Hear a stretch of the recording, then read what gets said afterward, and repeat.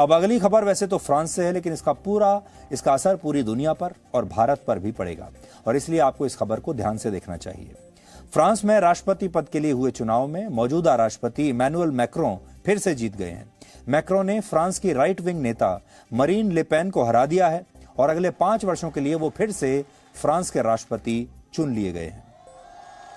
इस चुनाव में मैक्रों को 58.55% वोट मिले, जबकि ले पेन को 41.45% वोट मिले। फ्रांस में राष्ट्रपति चुनाव के नतीजे कई लिहाज से बहुत महत्वपूर्ण है और मैक्रों का दोबारा सत्ता में आने का महत्व भी बहुत ऐतिहासिक है।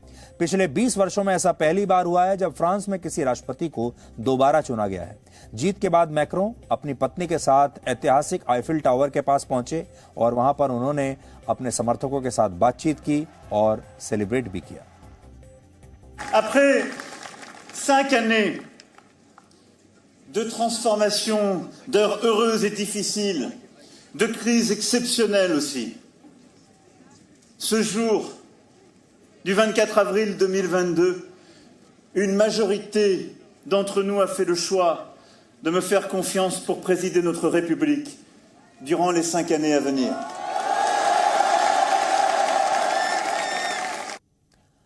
अब ये समझिए कि मैक्रों की जीत महत्वपूर्ण क्यों है और भारत के लिए उनकी वापसी का क्या मतलब है।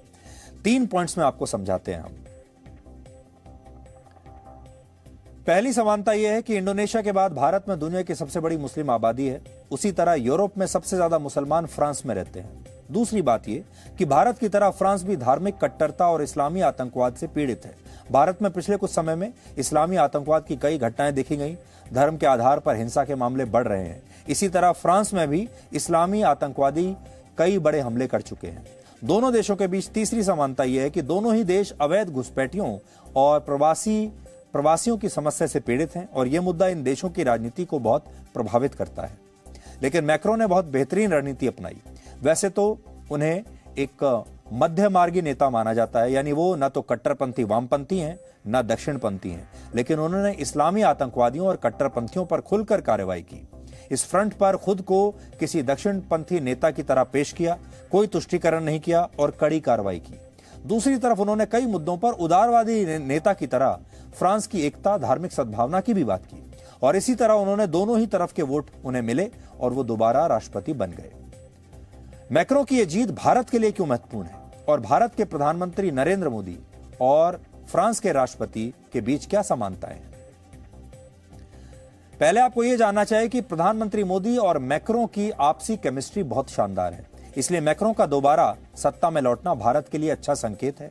भारत को लेकर मैक्रों का विजन स्पष्ट है। वो भारत को अपना अच्छा दोस्त मानते हैं और उन्होंने कई बार इसे साबित भी किया।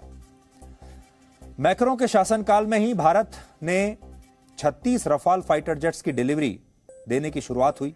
जब चीन के साथ गलवान में हिंसक झड़प हुई तो मैक्रों ने खुलकर भारत का साथ दिया और उन्होंने बाकी बचे रफाल तय वक्त से पहले ही भेजने का ऐलान भी किया।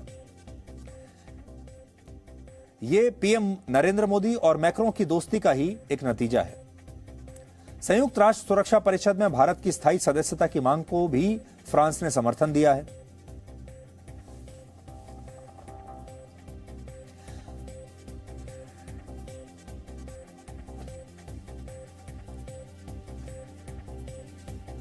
दोनों नेताओं की नीतियों में सबसे बड़ी समानता रशिया और यूक्रेन युद्ध के बीच देखने को मिलती है। पीएम मोदी ने भी रशिया के राष्ट्रपति पुतिन के साथ, यूक्रेन के राष्ट्रपति जेलेंस्की से लगातार बातचीत जारी रखी दोनों के साथ और युद्ध की जगह कूटनीति से इस मुद्दे का हल निकालने की अपील की। इसी तरह मैक्रों ने भी किसी एक देश का पक्ष नहीं लिया और दोनों देशों के राष्ट्रपतियों से वो लगातार बातचीत करते रहे। इसी तरह जब पाकिस्तान ने संयुक्त राष्ट्र में इस्लामोफोबिया को लेकर नया प्रस्ताव पेश किया था तो सिर्फ भारत और फ्रांस ने ही इसका विरोध किया। पाकिस्तान ने हर वर्ष 15 मार्च को विश्व इस्लामोफोबिया दिवस के तौर पर मनाने का प्रस्ताव पेश किया था और इस प्रस्ताव को बहुमत के साथ पास भी कर दिया गया, लेकिन भारत और फ्रांस ने इसका विरोध किया था एक साथ मिलकर। दोनों ही नेता आतंकवाद के मुद्दे पर भी जीरो टॉलरेंस की नीति अपनाते हैं।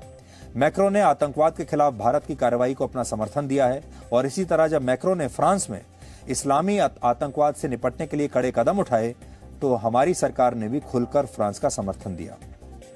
यहां यह भी जान लीजिए कि मैक्रों के खिलाफ जो चुनाव लड़ रही थी मैरीन ले पेन, वो कौन है? 53 साल की ले पेन पेशे से एक वकील हैं और वो इससे पहले 2012 और 17 में भी राष्ट्रपति पद का चुनाव लड़ चुकी हैं और दोनों ही बार हार गई थी। और इस बार यानी 2022 में भी वो तीसरा चुनाव हारी है। ले पेन राइट विंग की नेता हैं और अपने चुनाव प्रचार में उन्होंने हेड स्कार्फ को बैन करने और फ्रांस में बाहर से आने वाले शरणार्थियों पर सख्ती वाला कानून बनाने का वादा किया था। उनके पिता जीन मैरी ले पेन भी फ्रांस का राष्ट्रपति बनना चाहते थे और उन्होंने 5 बार राष्ट्रपति पद का चुनाव भी लड़ा था, लेकिन वो भी एक भी चुनाव नहीं जीत पाए। Presenting B News app, available on Google Play and App Store. Download it now.